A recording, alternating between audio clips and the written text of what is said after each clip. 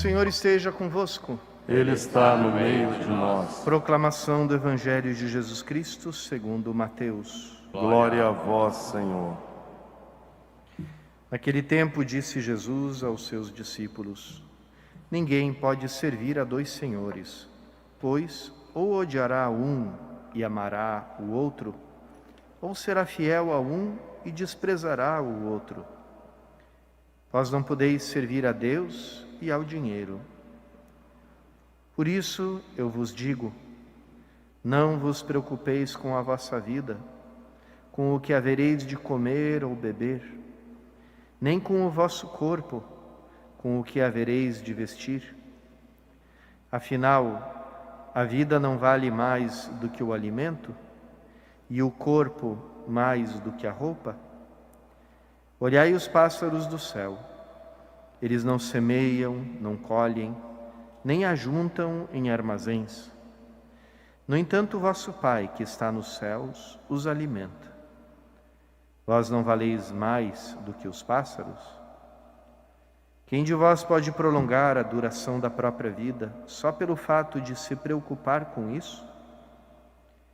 E por que ficais preocupados com a roupa? Olhai como crescem os lírios do campo. Eles não trabalham nem fiam. Porém, eu vos digo, nem o rei Salomão, em toda a sua glória, jamais se vestiu como um deles. Ora, se Deus veste assim a erva do campo, que hoje existe e amanhã é queimada no forno, não fará Ele muito mais por vós, gente de pouca fé?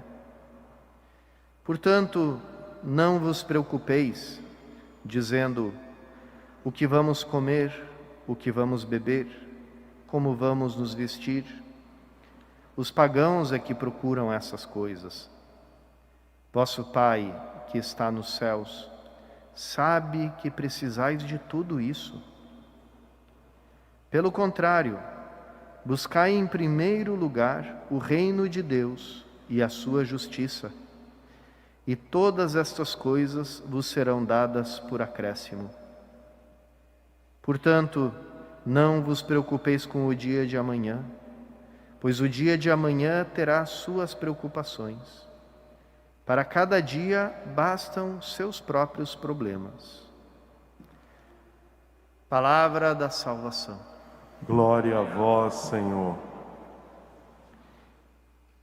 Nesse trecho do Sermão da Montanha, irmãos e irmãs, Jesus descreve como o cristão se comporta com relação às coisas deste mundo.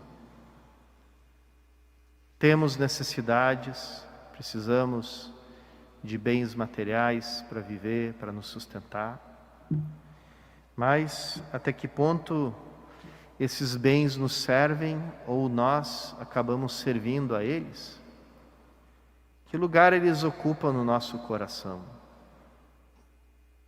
E é aqui que a gente pode tirar, de certo modo, um diagnóstico sobre o nosso mundo, sobre a cultura em que a gente vive mergulhado. Um mundo sem Deus, um mundo que aprendeu a viver como se Deus não existisse. Então, o único autor da providência é o próprio ser humano. O que acontece com o mundo que esquece da providência de Deus e resolve tomar isso nas próprias mãos? Em primeiro lugar, acontece essa escravidão. É dito, o dinheiro é um ótimo empregado, mas um péssimo patrão. Por quê? Porque ele escraviza, porque ele exige sacrifício, né? Aqueles paradoxos da nossa vida, né? Perdemos a saúde para ir atrás do dinheiro e depois gastamos todo o dinheiro para cuidar da nossa saúde, né? Então, aquele tipo de vida inútil, sem sentido. O amor ao dinheiro, ele é como que a forma, o paradigma da nossa vida, do nosso dia a dia. Rezamos pouco porque não temos tempo, porque temos que trabalhar. Depois o trabalho nos cansa, estamos cansados demais para rezar. Então lá se vai nossa vida espiritual, como Jesus diz aqui, ninguém serve dois senhores.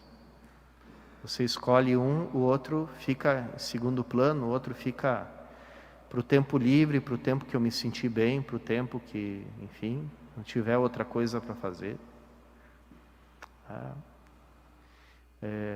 O amor ao dinheiro destrói as famílias, deixa o pai e a mãe longe do lar, longe das crianças.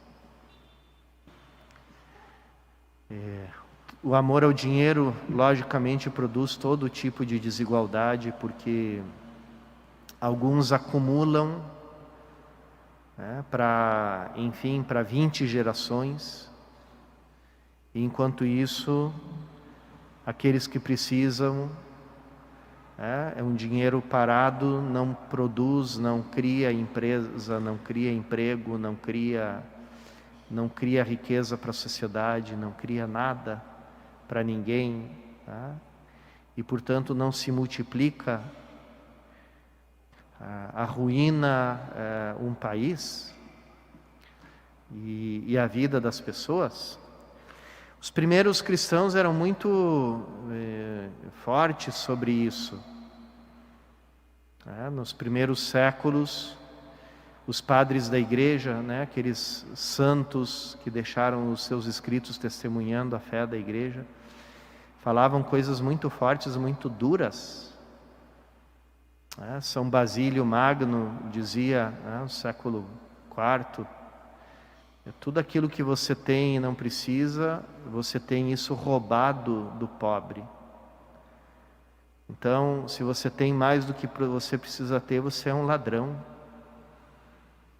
Está cometendo roubo, está cometendo furto. Infelizmente hoje nós não conseguimos mais dizer essas coisas, porque também a gente passa tudo por um filtro ideológico, por um filtro político, por um filtro, depois de todos os experimentos sociais e ideológicos que existiram, a gente não tem mais ouvidos cristãos para escutar certas coisas, Os nossos ouvidos se paganizaram. A gente não consegue mais escutar certas coisas como cristãos. Então, aqui a gente poderia continuar falando dos resultados desse Deus tirano, a qual se prestam cultos e se prestam sacrifícios humanos. Quantas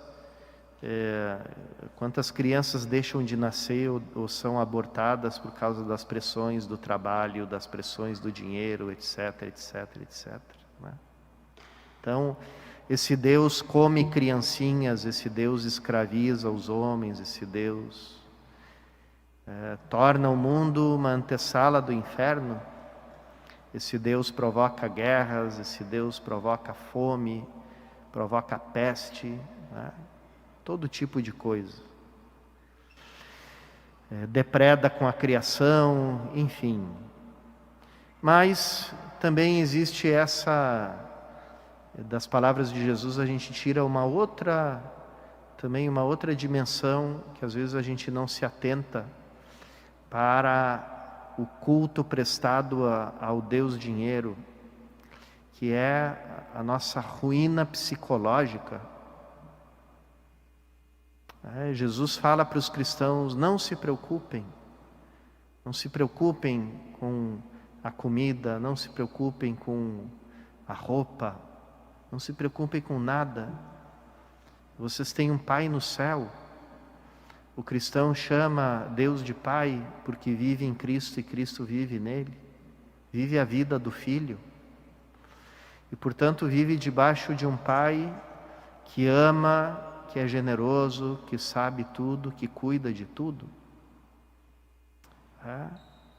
Mas, quando não se vive como filho, mas quando se vive debaixo desse Deus cruel chamado dinheiro, ali o ser humano tem que se preocupar. E aí surge essa doença universal, essa grande pandemia, que não é a da Covid, mas é uma pandemia que acredito que mata e já matou muito mais gente do que a Covid. A ansiedade, a síndrome do pânico, a depressão. O que é a mente de uma pessoa ansiosa ou deprimida ou em pânico? Como é que ela funciona? Antecipando todas as coisas, se preocupando com tudo aquilo, não só com o que vai acontecer, mas com o que pode acontecer. Então, infinitos pensamentos do que pode ou não acontecer, de todos os perigos possíveis e imagináveis. Então, uma pessoa assim vive no terror, se desencadeia na mente dela uma relação de terror com a própria vida, de medo, de aflição, de angústia, que acaba depois drenando, a vida, todos os interesses da pessoa, acaba roubando, sequestrando. Aí a pessoa passa a viver a vida sem alegria, sem interesse. Quantas vezes isso acontece no nosso meio? Quantas vezes a gente encontra? Esses também são os sacrifícios humanos que são colocados no altar desse Deus cruel.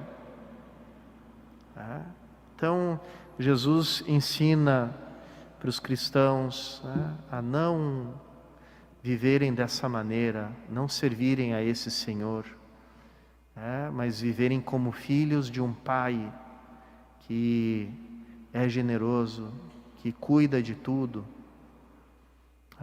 Gosto de repetir isso. O que é que te faz dormir bem à noite? Saber que você tem um dinheiro no banco ou saber que você tem um Pai no céu que cuida de tudo? Então, Jesus convida a ter de novo essa relação de liberdade, essa relação de confiança.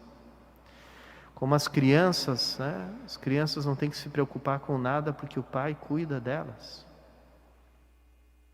E depois, o dia de amanhã, não vos preocupeis com o dia de amanhã. Só essa frase de Cristo que fosse levada a sério, se fosse seguida por aqueles que servem a Deus, não ao dinheiro.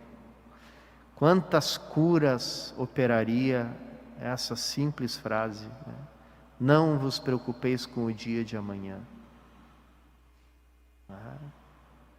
E ali o ser humano voltaria a dormir bem, dormir tranquilo, voltaria a ter saúde, voltaria a ter uma mente sã, sadia, voltaria a encontrar interesse, graça, beleza, alegria nas coisas, aprenderia a viver de modo simples, aprenderia a não ter medo do seu semelhante, não viver na paranoia do que o outro pode fazer contra mim. Então, quantas coisas Jesus nos convida.